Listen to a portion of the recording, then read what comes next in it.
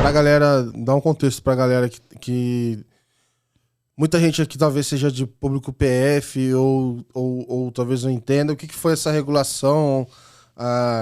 Isso aí também foi uma coisa que eu sofri um pouco quando eu cheguei em produtos, porque a galera falava numa facilidade, número de regulações, como, putz, se estivesse falando o nome de time de futebol.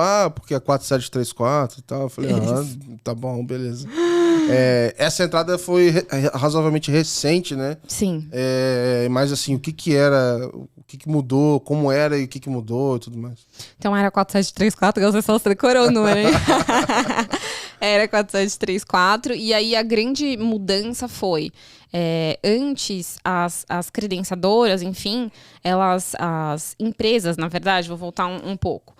As empresas, sempre quando elas fazem vendas, né, e vendas de cartão, essas vendas de cartão, a empresa também recebe parcelado. Então, se o Gabriel foi lá e pagou em, sei lá, 10 vezes, ela também vai receber nessas 10 vezes. Então, esses valores ficam a receber na empresa. E isso para a empresa é o que entra para ela de faturamento, né? Então, esses são os recebíveis. Antes da regulamentação, isso não era unificado no mercado e nem todo mundo via essa informação. Então, isso ficava muito travado, né, com a credenciadora, enfim, e essas informações eram... acho que a empresa ela nem tinha essa condição de dar o acesso a essa informação a outro... Se o lojista ele quisesse, ele estava com esse direito de receber esse dinheiro, ele só poderia antecipar com quem gerou, né? Então, isso, com quem gerou. E aí o cara pode cobrar o que ele quiser, né? Em teoria, né? A gente tá falando fica dependente, preso. né? Exato, fica dependente. Então, o que a 47 trouxe, né? Ela trouxe essa unificação através das registradoras, um lugar centralizado, nos quais esses recebíveis deveriam ser registrados. E a partir disso, com o consentimento aí das empresas, as outras, né? Não só as credenciadoras, mas ele poderia dar acesso para a visualização desses recebíveis. E além disso, quando E o consentimento, pessoal, não é igual ao do OpenFi, é bem facinho. Bem facinho, bem facinho. É só dar um check lá e aí ela pode ver, até porque dados de PJ, etc, é muito mais simples algumas autorizações do que o da PF. Isso, assim. Isso mesmo. E aí uma outra modificação que teve também era que antes, quando essa empresa, por exemplo, os recebíveis eles são usados, né, para você tomar como garantia usar como garantia para um empréstimo. Então o que acontecia? Quando essa empresa ela queria, né, pedir um empréstimo, ficava guardado lá aquele tanto que ela tinha de receber. Então, por exemplo, o Gabriel vendeu lá 10 mil reais. Ele quer pegar um empréstimo de 5 mil, ela prendia ou travava, que era o termo que a gente usa, né? Sim. Todos esses recebíveis. Então, mesmo que isso não fosse utilizado, a empresa continuava presa, né? Era ineficiente, né? Sim. Então, a empresa ficava presa com esse valor travado que ela não poderia usar para nada. Então, isso foi uma outra mudança que trouxe a regulamentação, a trava. Então, a trava ela não passa mais a ser feita do montante total, e sim do montante específico que ele, de fato, vai ser usado, né? Eu fiquei sabendo que tem uma galera que tá pulando fora, assim, e tá achando um jeito de travar, cara.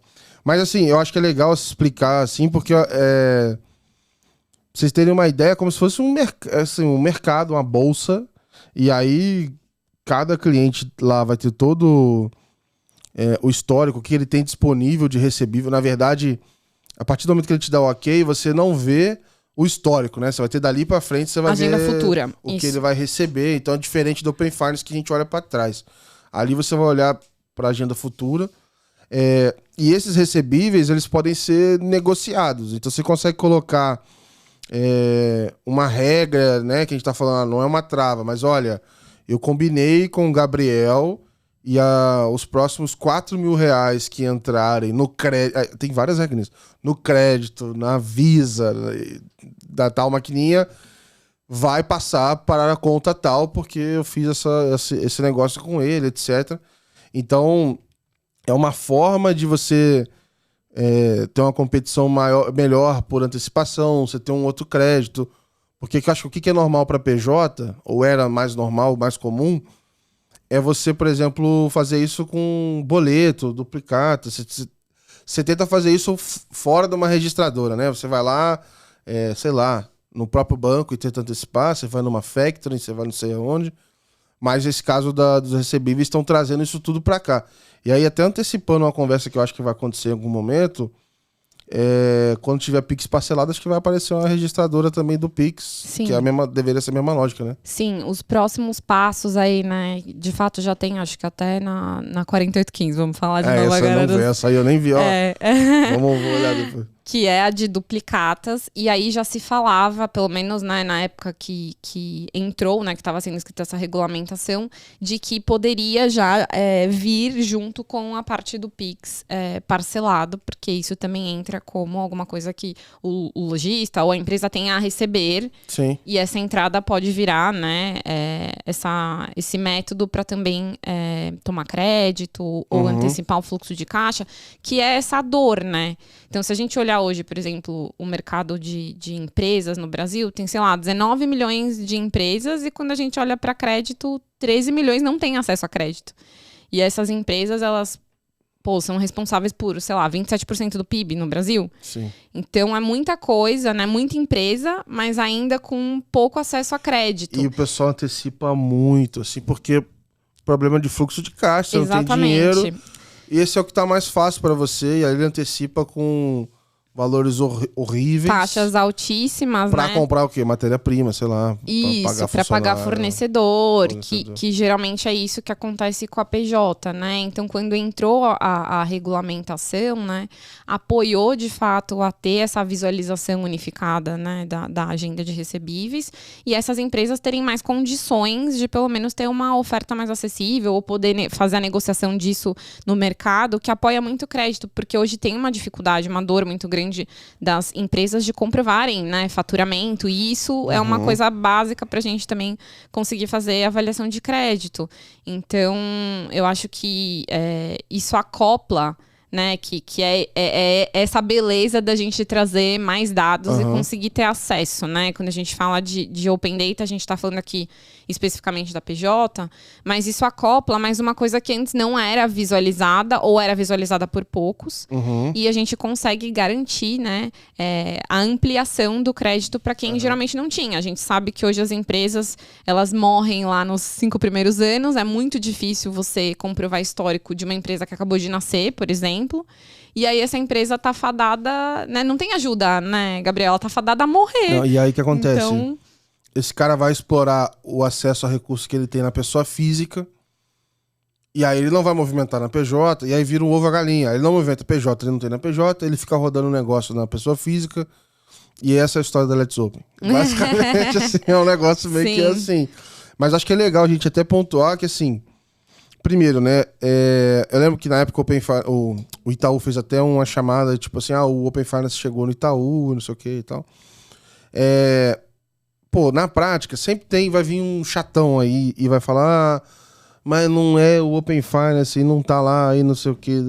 Sim, não é Open Finance. Se você for lá escrito lá, não está lá que é Open Finance regulado, etc. Mas na minha visão, assim, o que é o Open? Essa possibilidade de você tirar barreiras para os dados saírem de um lugar para o outro, obviamente, com consentimento, etc, etc. Então o conceito é muito legal, né? Então tu tá falando aqui de você conseguir pegar essas informações que estavam presas numa adquirente e conseguir abrir isso para negociar esse recebível e gerar oferta melhor para o cliente. Tem algumas diferenças centrais, né, pro caso do Open Finance, o consentimento é diferente, o histórico, na verdade, ele é construído, você não tem um histórico, você vai olhar para frente. Aliás, tem um dado lá do Bacen que se o cliente autorizar você consultar, você vê o quanto ele faturou em maquininhas nos últimos 12 meses, se o mês veio vazio ou não. É agrupado, mas já ajuda, já é um sim, histórico. com certeza. E a outra diferença que você estava falando até mais cedo é a questão do legado, né?